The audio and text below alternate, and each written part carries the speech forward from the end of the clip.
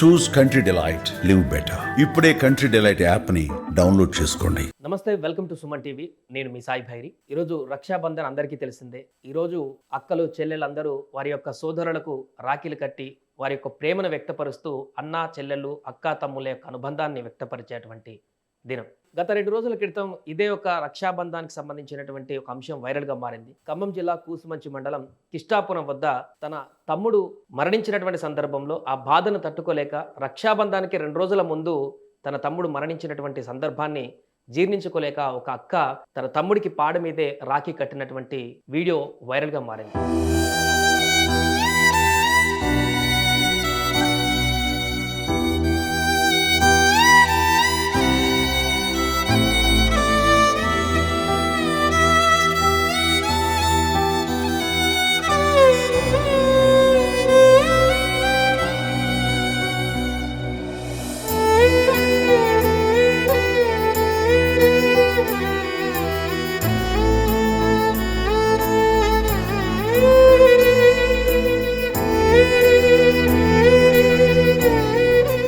ఈ ఘటన చాలా మందిని కలిచివేసింది. అన్నా తమ్ముళ్ళు అక్కా తమ్ముళ్ళ బంధం ఏ రకంగా ఉంటుందనేది కూడా పూర్తిగా వ్యక్తపరిచినటువంటి సందర్భం కూడా ఉంది.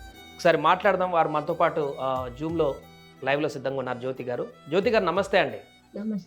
ముందుగా రక్షాబంధన్ శుభాకాంక్షలు. అదేవిధంగా మీ తమ్ముడు ఆత్మకి శాంతి చేకూరాలని కోరుకుంటున్నాం. సో ఎందుకు, ఏమైంది? మీ తమ్ముడికి ఎలా చనిపోయారు? జ్వరం వచ్చింది. సో మీరు ఎవ్రీ ఇయర్ తమ్ముడితో రాఖీ రక్షాబంధన్ రోజు తనతోనే గడుపుతారా? ప్రతి సంవత్సరం కడతా. సో ఎట్లా మీరు బాండింగ్ ఎలా ఉంటుంది? ఎవ్రీ ఇయర్ రాఖీ కడుతుంటారు అన్న తమ్ములు అందరూ కూడా, అందరి తమ్ములకి అక్క చెల్లెళ్ళు. సో ఈ సంవత్సరం ఆ అదృష్టం మీకు లేకుండా పోయింది అనేటువంటి ఆవేదన మొన్న ఆ వీడియోలో మేము చూసాం. చాలా బాధ అనిపించింది మాకు కూడా. ఆ సందర్భంలో రాఖీ పాడే మీద తమ్ముడికి కడుతున్నటువంటి సందర్భంలో చాలా బాధపడుతున్నారు, చూసాం. మేము ప్రతి సంవత్సరం కడుతున్నాం కదా, ఈ సంవత్సరం లేదని బాగా.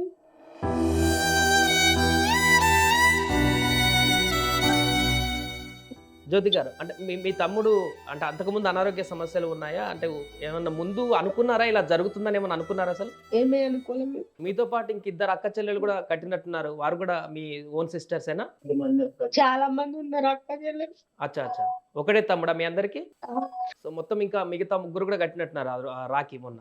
అందరు కట్టిర్రు, ఇవన్నీ కట్టిను. ఏం చెప్తుండేవారు జ్యోతి గారు ఎవ్రీ ఇయర్ మీ తమ్ముడు రాఖీ కట్టిన సందర్భంలో? ఏం చెప్పలేను. ఆట పట్టిస్తుండేవారా?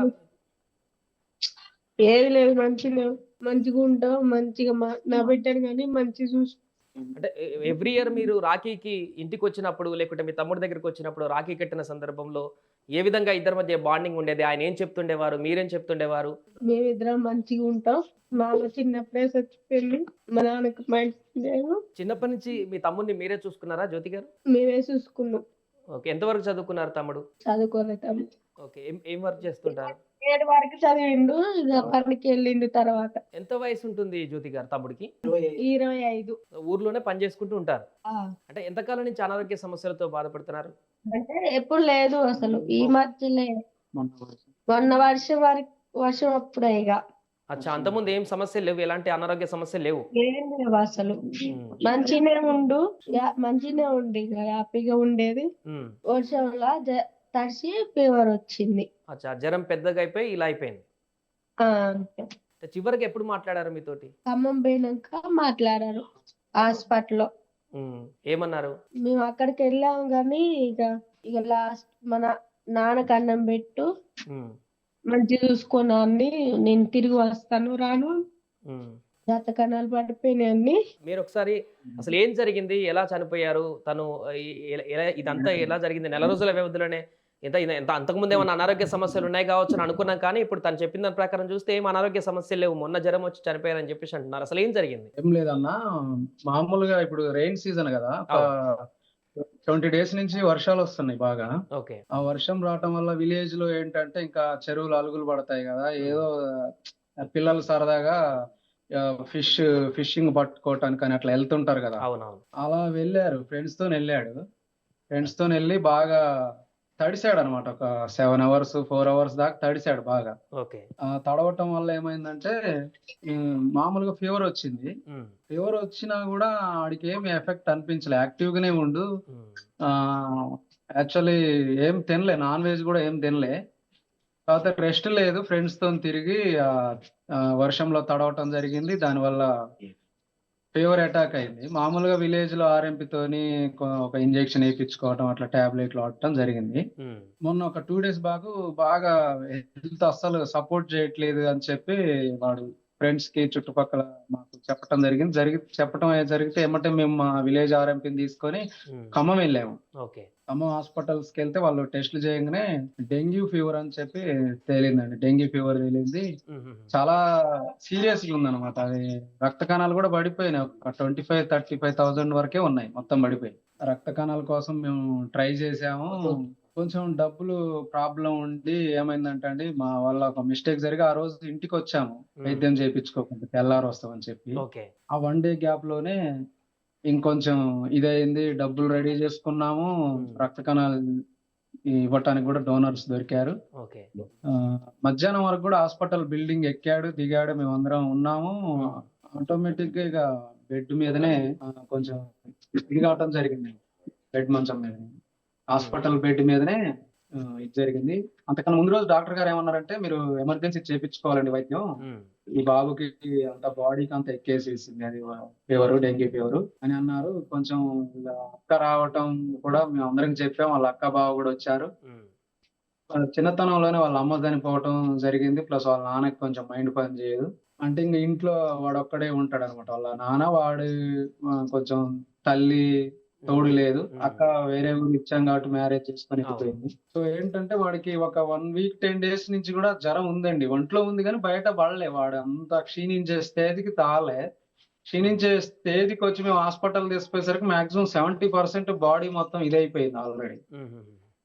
అప్పటికప్పుడు మేము అంతా హడావిడిగా తిరిగాము, చేసాము, కానీ అది వైద్యం ఇంకా అది సపోర్ట్ చేయలేదండి. బాడీ సపోర్ట్ చేయలేదు. సాగ ఇమ్యూనిటీ పవర్ అంతా పడిపోయింది. అప్పటికి మేము రక్త కణాలు కూడా ట్రీట్మెంట్ స్టార్ట్ చేసాం. ట్రీట్మెంట్ నడుస్తుంది. ట్రీట్మెంట్ స్టార్ట్ అయింది. రక్త కణాలు ట్రీట్మెంట్ స్టార్ట్, సెలైన్స్, జ్యూస్లు అవన్నీ ఫార్మాలిటీస్ అన్ని చేస్తున్నాం. కానీ ఇంకా హాస్పిటల్ బెడ్ మీదనే అది తుది శ్వాస విడవటం జరిగింది, చనిపోవటం జరిగింది. తర్వాత మేము ఇంకా మిగతా ప్రాసెస్ హాస్పిటల్ మాట్లాడి డెడ్ బాడీని ఊళ్ళోకి తీసుకురావటం జరిగింది. సో అక్కడ అక్కలందరూ కూడా దాని తర్వాత రాఖీ కట్టినట్టున్నారు. అవునండి. అంటే ఇప్పుడు ఈ జ్యోతి మెయిన్ సిస్టర్ సొంతం, మిగతా వాళ్ళంతా వాళ్ళ కజిన్స్. వాళ్ళ బాబాయ్ పిల్లగాళ్ళు, పెదనాన్న పిల్లగాళ్ళు, అలా మళ్ళీ మొత్తం కజిన్ సిస్టర్, మొత్తం ఒక 10 మెంబర్స్ ఉంటారు. ఓకే.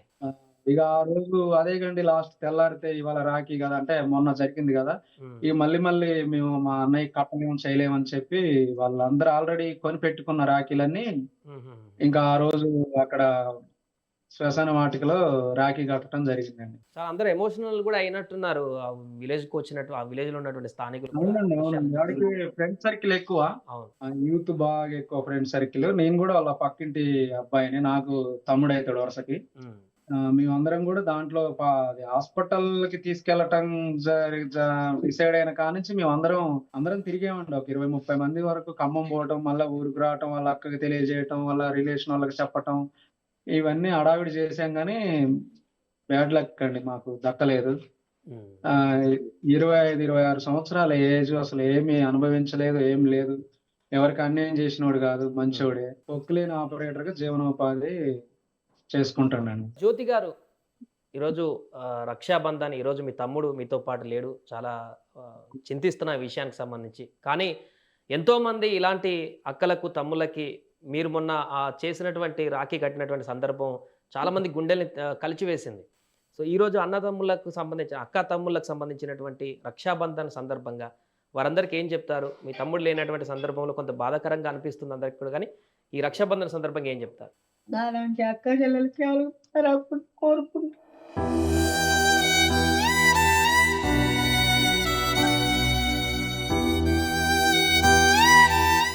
అది జ్యోతి భావోద్వేగానికి గురైతుంది. మాట్లాడలేకపోతుంది, ఆమెకి మాటలు రావటం లేదు. ఎవరం వచ్చినా ఎవరం కలిసినా మమ్మల్ని చూసి ఏడుస్తూనే ఉంది. నేను జ్యోతికి అన్నయ్యనే అయితా. ఎవరికి అంటే ఓన్ తమ్ముడు ఇక లేడు. అంటే ఇప్పుడు జ్యోతి కూడా వాళ్ళ బాబాయ్ పిల్లగాళ్ళకి, పెదనాన్న పిల్లగాళ్ళకి కట్టుకోవాల్సిన పరిస్థితి ఈ రోజు. ఇక నెక్స్ట్ ఇయర్ నుంచి అసలు ఇక నాకు తెలిసి ఇంకా వస్తుందో రాదో కూడా తెలియదు ఈ ఊర్లోకి. ఇప్పుడు ఎట్లా ఊర్లో ఉంది కాబట్టి కడతది, ఇప్పుడు మామూలుగా కడతది. కానీ Right. బాగా బాధ మాత్రం ఉంది సార్. బాధ బాధ. రైట్, థ్యాంక్ యూ రాంబాబు గారు, థ్యాంక్ యూ జ్యోతి గారు. బాధపడకండి. ఇలాంటి రక్షాబంధన్లలో ఇప్పుడు ఈ పక్కన ఉన్నటువంటి తమ్ముడే ఇంకా సొంత తమ్ముడు అని చెప్పేసి అనుకొని మీరు కూడా దృఢంగా ఉండండి, బాధపడకండి. తమ్ముళ్ళు లేని లోటు ఎవరు తీర్చలేరు, కానీ ఇంకా ఆ దేవుడు అలా చేశారు కాబట్టి ఏం చేయలేం. రైట్, థ్యాంక్ యూ జూమ్లో మాతో పార్టిసిపేట్ చేసినందుకు. ఇది కూసుమంచి మండలం కిష్టాపురంలో మొన్న జరిగినటువంటి సంఘటన. సొంత తమ్ముడు మరణించినటువంటి సందర్భంలో పాడెపైన రాఖీ కడుతూ వారి యొక్క ఆవేదనను వ్యక్తపరుస్తున్నటువంటి అక్కా చెల్లెలకు సంబంధించినటువంటి అంశం. సుమన్ టీవీలో మీ పర్సనల్ అండ్ బిజినెస్ ప్రమోషన్స్ కోసం కింది నెంబర్కి కాంటాక్ట్ చేయండి.